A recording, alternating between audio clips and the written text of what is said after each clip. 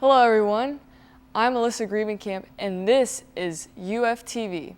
We will be recapping the first half of the semester and what all has been going on with UF.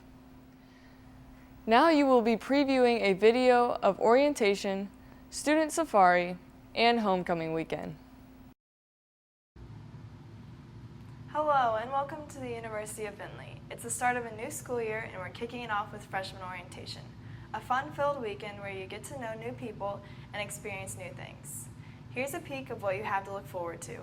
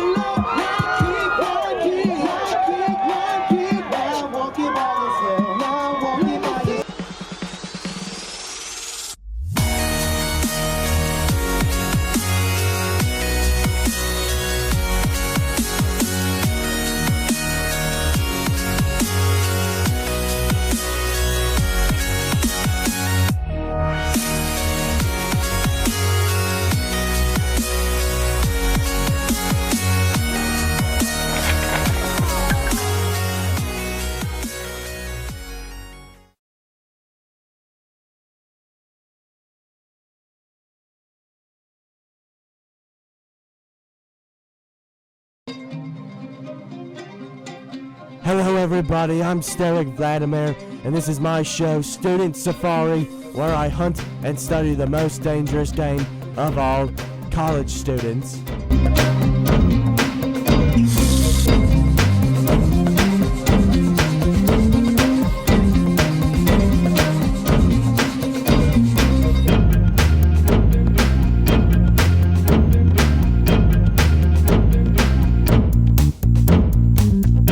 To start off today, I have tracked down a lovely female. The key to hunting in college students is knowing the proper bait, taking into consideration the different habits of many subgroups of students. In this case, we use a pumpkin spice latte.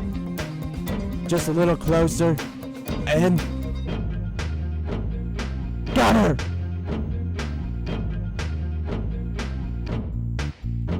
I found out later that that girl had a midterm the next day, so I let her go out of pity.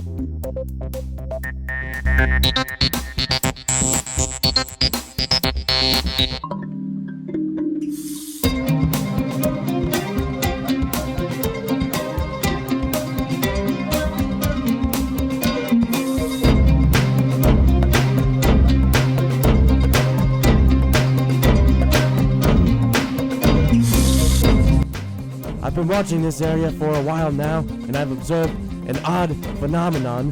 When approaching this watering hole, herds will avoid specific areas at all costs. These red dots are made of the same material as the rest of the ground here. Let's see if we can use them to our advantage. Here comes a small hen now.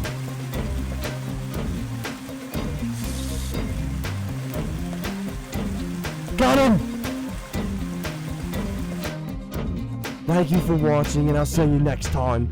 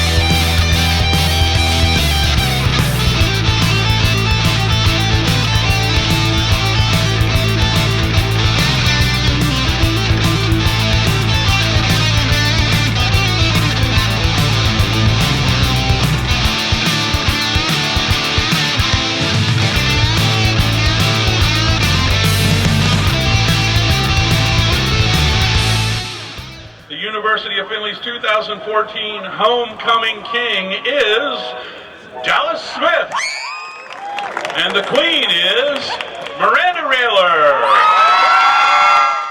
Please join me once again in congratulating this year's 2014 Homecoming King, Dallas Smith, and Queen Miranda Railer, and the entire 2014 Homecoming Court.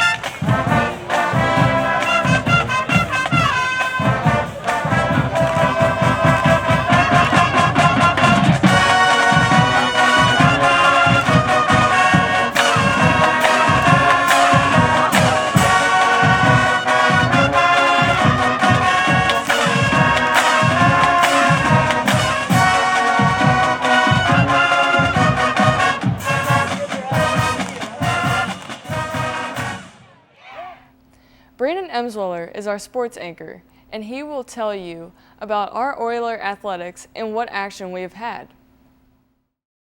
Hello everybody, I'm Brandon Emsweller with your University of Findlay Sports on UFTV. Let's get things kicked off with homecoming weekend, where the Oilers, who were 3-0, go up against big-time rival, the Ashland Eagles. And this would be an interesting game for the Oilers. Let's start in the second quarter, where Ashland would be up 17-0, but Findlay would finally get on the board, where Verlon Reed throws the ball to Chauncey Bridges, and he runs it all the way to the house for a 46-yard touchdown, making it 17-7. To finish the half off, Tyler Bujaya kicks a 26-yard field goal and cuts Ashland's lead 17-13. Heading into the second half, Findlay makes it a ball game, where in the third quarter, Chauncey Bridges once again catches a Verlon Reed pass and runs it in for 56 yards and puts Findlay down 24-20. But that would pretty much be it for the Oilers, where Ashland, for the rest of the game, would take over and finish this game with 2 big touchdowns by Vance Settlemyer, making it 45-23, and give the Oilers their first loss on the season.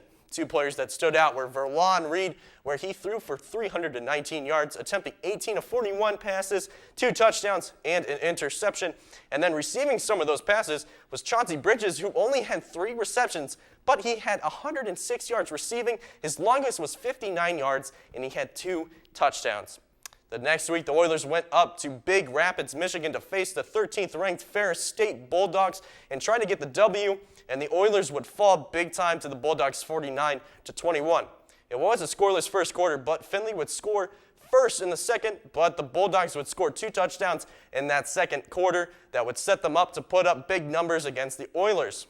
Verlon Reed was 18-28 for 191 yards, 1 touchdown, and had 1 interception. Chauncey Bridges was the leading rusher with 58 yards, averaging about 4.8 yards a carry, and the leading wide receiver would be Luke Hampton, who had 2 receptions for 83 yards.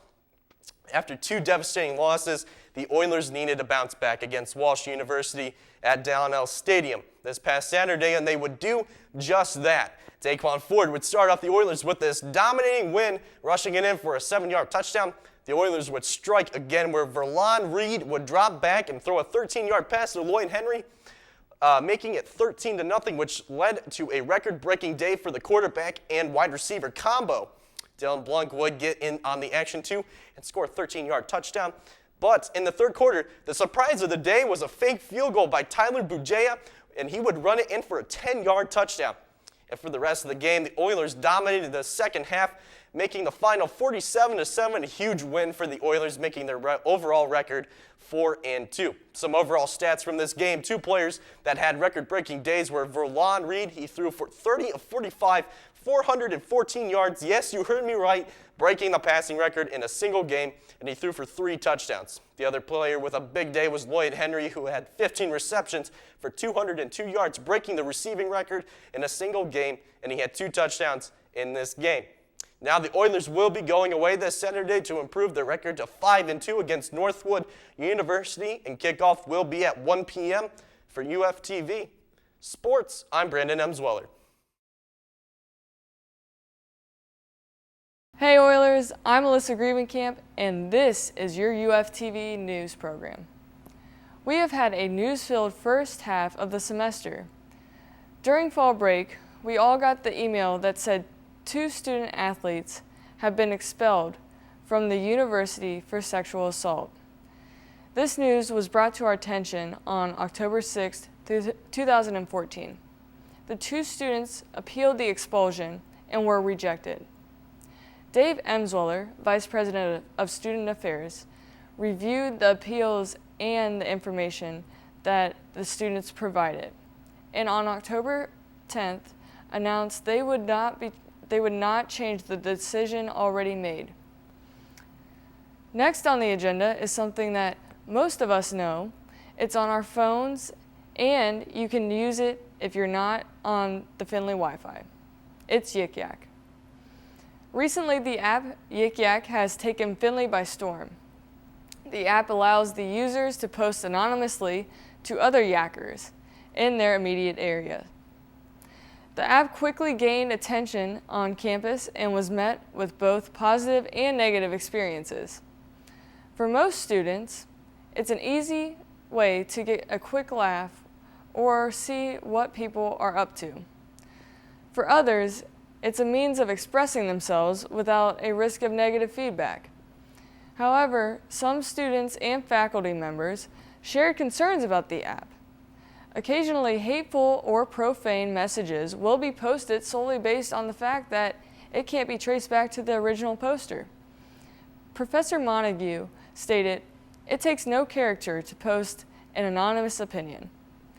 As more and more posts become profane and hateful, the school took action against the app, blocking it from being accessed over the school's Wi-Fi.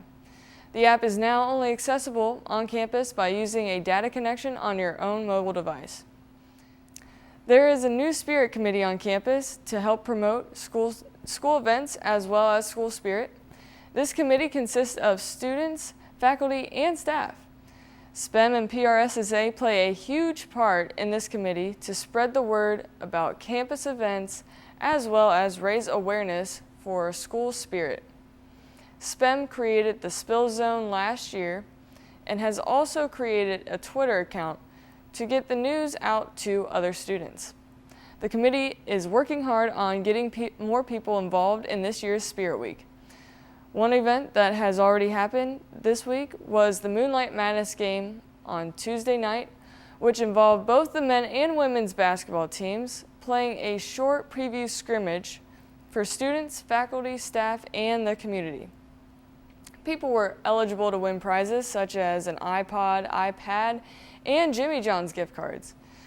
Two other events that are happening during Spirit Week are Bowling for Boobs, which takes place Friday at AMF Sportsmen's Lanes, 8 to 10 p.m. The last event that takes place on Saturday during Spirit Week is a campus-wide blackout and also an international illusionist that is at 8 p.m. in the Weinbrenner Auditorium. This event is free for faculty, staff, and students. It's $5 for community at the door. Thank you for watching UFTV. I'm Alyssa Griebenkamp, and you can follow us on our Twitter page at UF Productions 1 and keep up with our news and sports shows.